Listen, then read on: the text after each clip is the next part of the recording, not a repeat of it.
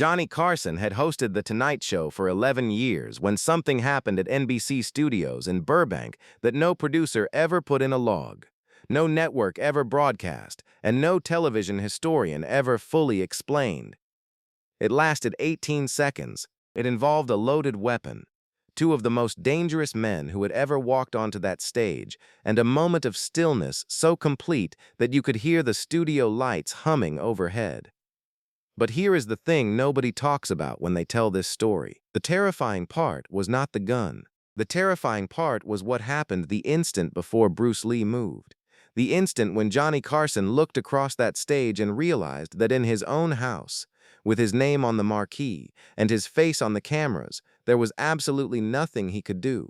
That realization cracked something open in him, and what poured out would stay with him for the rest of his 30-year career. But to understand what broke in Johnny Carson that February night in 1973, you first need to understand who Bruce Lee really was when he walked through those studio doors. Not who Hollywood told you he was, not the martial arts movie star, not the man on the poster with his fists up. The real Bruce Lee. The one who had spent a decade being told by an entire industry that a Chinese man could never carry an American television show. The one who had written the role of Kung Fu for himself and then watched the network hand it to a white actor. The one who had watched his own ideas, his own philosophy, his own life's work get filtered through a lens that would make it palatable for an America that was not yet ready to see him. That Bruce Lee. Because what happened on the Tonight Show stage that night in February was not just a crisis, it was a test. And the way Bruce Lee passed it would reveal everything about who he was when the cameras were not pointed at him. If this story already has you leaning forward, hit that like button right now and tell me in the comments where in the world you are watching from tonight. Because what unfolds next is one of the most remarkable things that ever happened inside that studio. And I promise you, you have not heard it told like this before. February 9th, 1973, NBC Studios, Burbank, California. The Tonight Show tapes in the early evening, around 5:30, edited and broadcast at 11:30 that same night. Johnny Carson arrives early, the way he always does. He likes the time before taping when the studio is still quiet, when he can sit at his desk with the house lights up and the seats empty and feel the geometry of the place settle around him like something familiar. By early 1973, that studio has become the closest thing Johnny has to a home that does not ask anything of him. He is in the middle of contract negotiations with NBC that have turned ugly and protracted. He is a man who presents effortless warmth to 30 million viewers every night. Before we continue our video, I'd like to say something. I often see comments from people who didn't realize they weren't subscribed. If you enjoy the channel, please take a second to check and make sure you're subscribed. It's free, and it really helps us keep the show growing. Thank you for being part of this journey with us.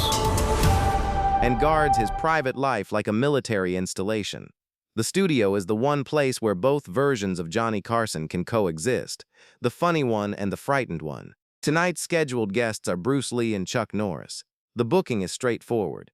Bruce is weeks away from the American release of Enter the Dragon, his first major Hollywood studio film, and the plan for the Tonight Show segment is simple. Bruce and Chuck come out, trade some banter with Johnny, do a brief martial arts demonstration, break some boards, show a few techniques, standard television, safe television, the kind of segment that fills 12 minutes without anyone having to think too hard. What the producers do not account for is that there is nothing standard about either man.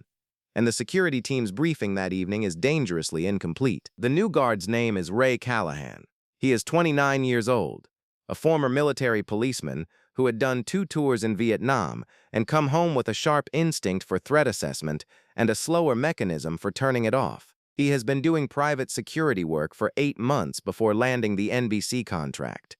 He is conscientious, serious, attentive in a way that sometimes reads as intensity. He has been briefed that tonight's guests will be demonstrating martial arts and that there will be props. What the briefing does not convey, because nobody thinks to convey it, is what 2 men at the absolute peak of their physical capabilities look like when they move with those props in an enclosed space. Nobody explains to Ray Callahan what it feels like when a man like Chuck Norris swings a 6-foot hardwood staff through the air, and the sound of it cutting through the studio fills every cubic inch of the room.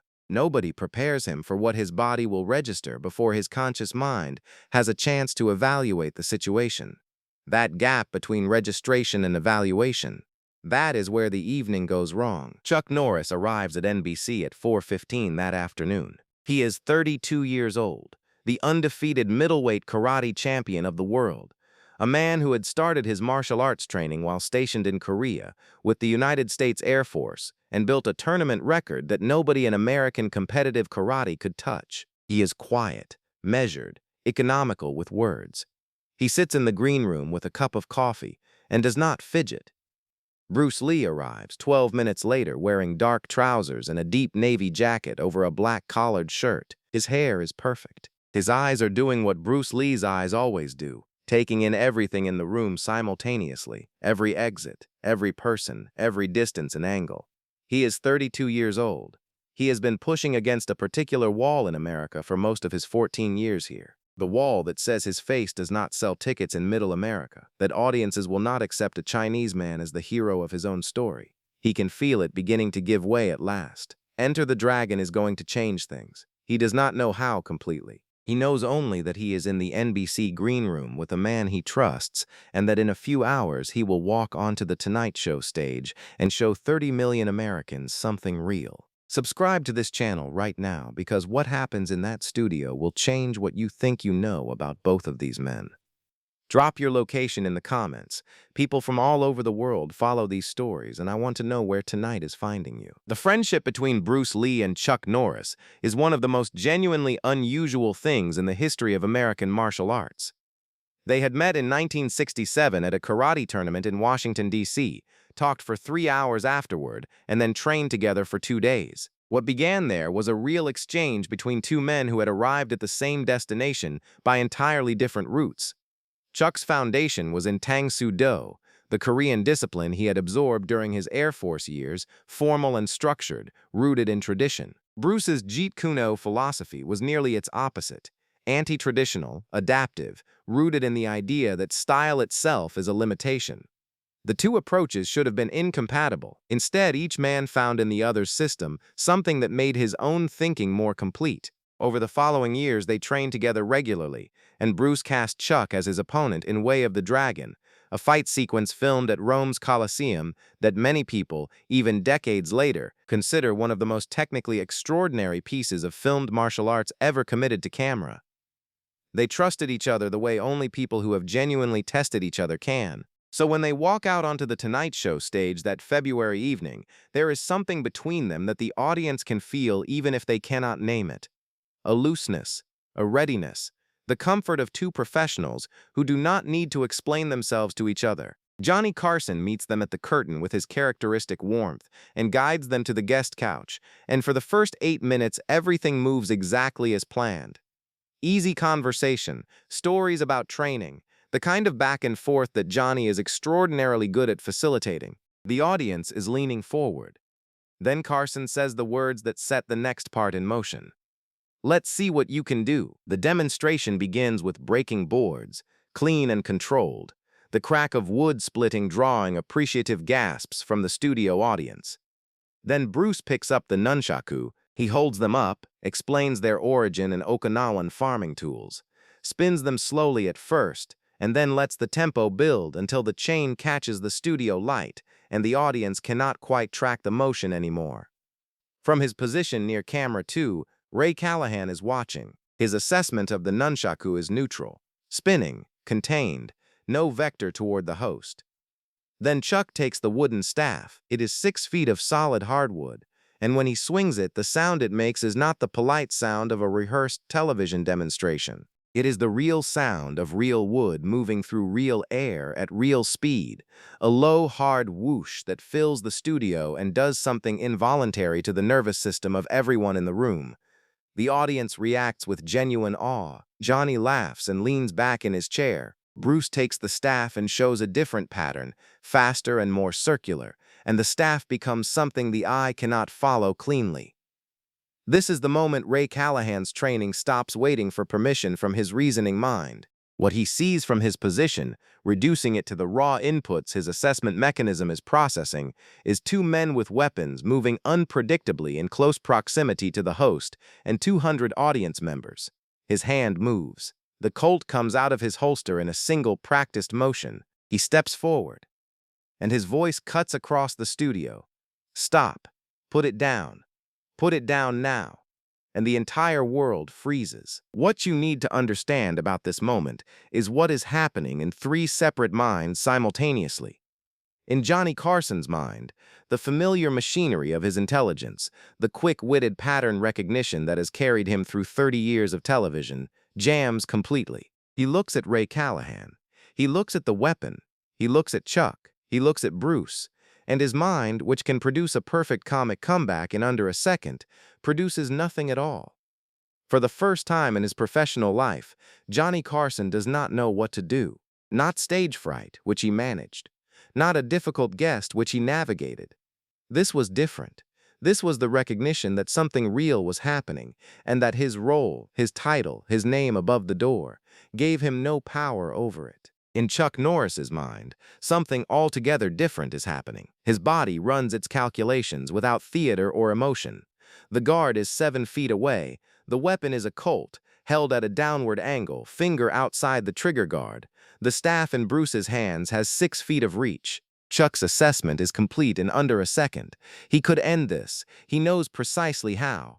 But there are 200 people behind him and cameras recording everything, and a man he trusts completely standing 3 feet away.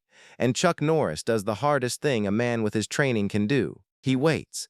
He gives Bruce the space to work. And in Bruce Lee's mind, something else entirely is running, something that has nothing to do with threat assessment or combat geometry.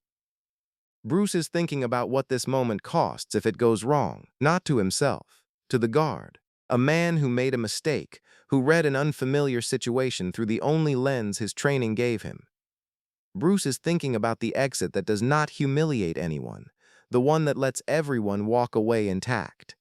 This is what you need to understand about the real Bruce Lee. He is not calculating a disarm. He is designing a way out for a frightened man. You need to stay with this story right now, because what Bruce Lee does next will show you something about him that no film ever captured. Hit the hype button if you have it on your screen. This channel earns it one story at a time. Bruce's hands come up slowly, open, palms visible, every movement deliberate and unhurried. His voice comes out at a register that does not fill the studio, that asks to be listened to rather than demanding it. He speaks directly to Ray Callahan and does not look away from him for a single second. There is no threat here. We are demonstrating techniques for the show. Everything you are seeing is rehearsed and approved. I am going to set this down right now, slowly, and you are going to see exactly what it is. Ray's arm does not lower. But something in his eyes shifts, the first crack of doubt, the first separation between what he was trained to see and what he is actually looking at. Bruce continues, voice steady and even. I am going to move my hands now, slowly, to take the staff. Watch my hands. Watch everything I do. You will see there is nothing to be alarmed about. He reaches over. One hand wraps around the staff. Chuck releases it without hesitation, without drama, without a word. Bruce lifts the staff horizontally, holds it with both hands so Callahan can see every inch of it from both ends. Oak. 6 feet. One piece. He turns it slowly. No modifications. No edges. This is a prop, the same kind used in demonstration classes across the country. He is narrating the reality of the object, replacing Ray's threat image with the true image, word by word. Then he lowers himself carefully, one knee bending toward the carpet, and sets the staff down. The wood makes a soft sound against the floor, barely audible. Bruce stays low, hands open, palms toward Callahan. Then he looks up. You responded the way your training told you to respond. That is professionalism. But the situation is not what it appeared to be. Everyone in this room is safe. You can holster your weapon. We are all going to be fine. Ray Callahan stands there for what feels much longer than it is. He is looking at the staff on the floor. He is looking at Bruce's open hands. He is looking at 200 faces watching him, not frightened of the martial artists, frightened of him, frightened of the gun in his hand. The recognition of that reversal moves across his face like weather. He lowers the weapon. His finger moves from the trigger to the trigger guard. He takes one breath. He holsters it. The click of the holster closing is the loudest sound in the room. For 3 seconds, nobody speaks. Then Johnny Carson's voice comes from behind his desk, thin and strange, a voice nobody at The Tonight Show has ever heard him use before. He sounds like a man who has just remembered how to be in a room. Let's take a short break. The director cuts the cameras. The red lights go dark, and the studio, which has been holding its breath for the better part of a minute, releases it all at once. Ray Callahan walks off the stage without making eye contact with anyone. He moves with the contained, deliberate step of a man who is working very hard not to show what is happening inside him. The stage manager intercepts him near the back corridor. Later, people who were present for that brief exchange described Callahan's expression not as ashamed, but as recalibrating, the look of a man who has just been handed a piece of information that is going to take real time to fully absorb. Callahan resigned from NBC Security 3 weeks later. He returned to law enforcement and worked in that field for 2 decades. In an interview given near the end of his career, he was asked about the moment in his professional life that had stayed with him the longest. He described an evening in a television studio without naming names. He described drawing his weapon in what he believed was a genuine threat situation. He described the man who stepped toward him instead of away, who talked to him without raising his voice, who gave him a way out instead of a confrontation. He said that in 20 years of law enforcement, he had never been de-escalated the way he was de-escalated that night. He said it changed how he did his job from that point forward. Chuck Norris is sitting on the guest couch exactly where he was when it started. He has not moved during any of it, which is itself worth understanding. His stillness was not passivity. It was the most disciplined choice available to him. A man with Chuck Norris's training moving toward a drawn weapon in an enclosed space with 200 witnesses would have been catastrophic even if the physical outcome matched his assessment exactly. He knew that. He held himself still so that Bruce could have the space to do what Bruce was doing.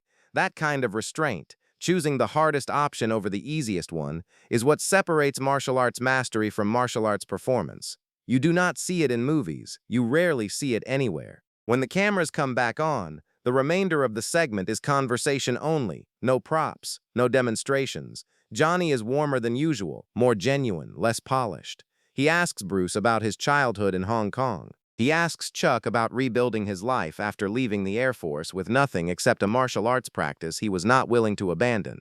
He listens in the way he listens when he is actually listening, leaning forward slightly, eyes staying on his guest's face instead of drifting to the audience for approval.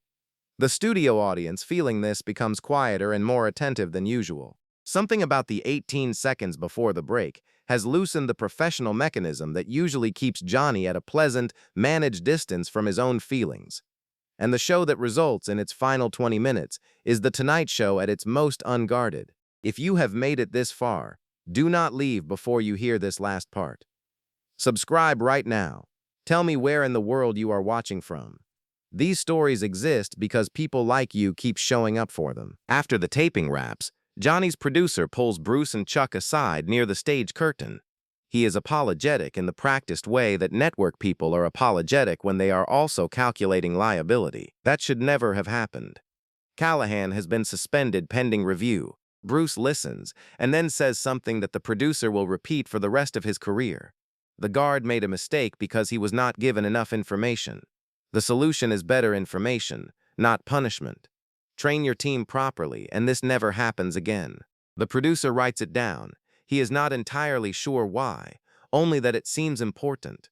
The footage from that taping was archived in NBC's internal library under a classification that essentially means do not distribute without legal review. For years, it was one of those things that people in the broadcast industry knew existed but had never actually seen. Producers who worked at NBC during that era would mention it occasionally, usually in the context of discussions about security protocols. The night something very bad almost happened on The Tonight Show stage and a man named Bruce Lee made sure it did not. Johnny Carson referenced the incident once in a long-form magazine interview given in 1981. He did not describe it in detail. He said only that the most frightening moment in his career was a moment when something real broke through the controlled environment he had built around himself, and he discovered that his control was an illusion. He said it made him a better interviewer. He said it taught him that the only thing he actually controlled in that studio was where he chose to put his attention. He said watching Bruce Lee talk a man down from a drawn weapon with nothing but his voice and his presence was the most extraordinary thing he had ever witnessed in 30 years of television. Chuck Norris has told his version of that evening a small number of times over the years, usually in conversations about Bruce Lee's legacy. What he says, consistently, is that people misunderstand who Bruce was. The misunderstanding goes in both directions. The people who knew him only from his films thought he was defined by his physical capability, the kicks and the speed and the power. The people who knew him from his philosophy of Jeet Kune Do thought he was defined by his ideas about formlessness and adaptation. Chuck says both groups were right, and both groups were missing something. What defined Bruce Lee was his understanding of consequences. He could calculate a physical outcome faster than anyone Chuck had ever trained with. But what he was always calculating alongside the outcome was the cost. Who gets hurt? What is lost? What cannot be undone? On that February evening in 1973 at NBC Studios in Burbank, Bruce's calculation was not about whether he could reach Ray Callahan before Ray Callahan could raise his weapon. The calculation was about what a room full of 200 people would carry with them for the rest of their lives if the wrong outcome happened. And then he did the thing that made the right outcome possible. He chose, clearly and without hesitation, not to be what everyone had always assumed he was. The danger, the physical response. He chose instead to be something much harder and much more useful. The voice that finds a frightened person and gives them a way out. In June of 1973, 4 months after the Tonight Show taping, Bruce Lee died unexpectedly in Hong Kong at the age of 32. Enter the Dragon was released in America in August and became a cultural phenomenon that changed the trajectory of American film and American understanding of who could be a hero on screen. He never saw it happen. He never got to sit in an American theater and watch the audience receive the thing he had spent a decade trying to give them. But the people who knew him, Chuck Norris among them, have said consistently that the film was never really the point. The film was evidence of something Bruce had already proven in rooms and gyms and studios, and in one particular television studio on a Friday evening in February, when the most dangerous situation he ever faced was not the weapon. It was the question of what kind of man he was going to be when the weapon was pointed at someone he cared about. He already knew the answer to that question. He had always known it. He just needed the right moment to show everyone else. Johnny Carson hosted The Tonight Show for 20 more years after that February evening. He retired in 1992, one of the most beloved figures in the history of American television. People who worked closely with him during his final decade described a quality of genuine attentiveness that had not always been there in his earlier years. A willingness to let the real thing happen on camera, instead of always steering back toward the comfortable. One producer who worked with him through the 80s put it this way: Johnny always knew how to listen, but somewhere in the early 70s, he learned how to be still, how to let something unfold without trying to control it. And when he did that, you got the best television he ever made. That stillness had a teacher, and the lesson cost 18 seconds in a studio at NBC Burbank on a Friday evening, when everything could have gone wrong and did not. Because one man in a navy jacket and a black collared shirt walked toward a loaded weapon and chose to be the calmest person in the room. If this story moved something in you, I am asking you to do 3 things right now. Subscribe to this channel, because we bring you these stories every week, the ones that live underneath the famous stories, the ones that tell you who people actually were when the moment was real. Share this video with someone who needs to be reminded that the most powerful thing you can bring to a frightening situation is not strength, it is clarity. And leave a comment below telling me where in the world you are watching from tonight, because that is rarer than any physical ability. That is rarer than any talent. It is the quality Bruce Lee demonstrated in the most unscripted, unpublicized moment of his life. And it is the quality that Johnny Carson spent the rest of his career trying to match. one conversation at a time, from behind a desk in a studio in Burbank, under lights that made everything look controlled and easy and safe, in a room where he had learned, once and unforgettably, that it never really was.